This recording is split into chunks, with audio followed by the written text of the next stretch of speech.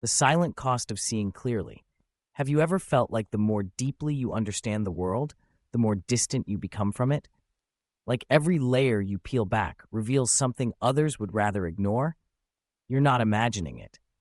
Deep thinkers have always occupied a strange space in society, admired from afar, but rarely embraced up close. Not because they're difficult, but because they reveal what many are afraid to see. Why thinking deeply feels like a threat. Imagine you meet someone physically stronger than you. You might admire them.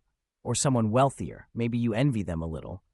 But someone who thinks more deeply than you, that can feel personal. Why? Because intelligence, unlike muscle or money, strikes at something internal. Our thoughts are our identity. So when someone questions what we believe, it doesn't just feel like disagreement. It feels like they're pulling at the foundation of who we are. This isn't arrogance. It's not about superiority. It's about discomfort. When someone sees more clearly, it reflects back how blurry our own vision might be, how human psychology pushes depth aside. Humans are wired for belonging. For most of history, surviving meant being accepted, not being insightful. If your ideas rocked the boat, you risked being thrown overboard. This wiring hasn't changed. Even today, someone who thinks differently can unintentionally threaten the stability of a group. Not because they're dangerous, but because they challenge what's familiar. And the unfamiliar feels unsafe, so we avoid it.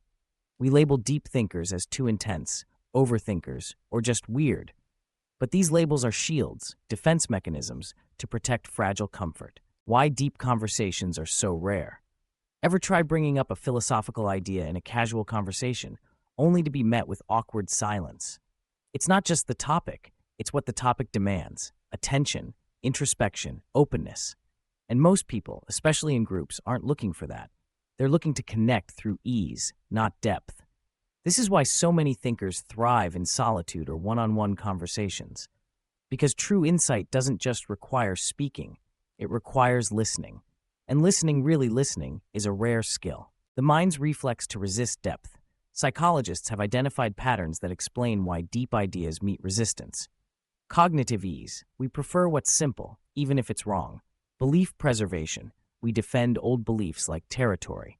Social mirroring. We align with what the group believes to feel safe.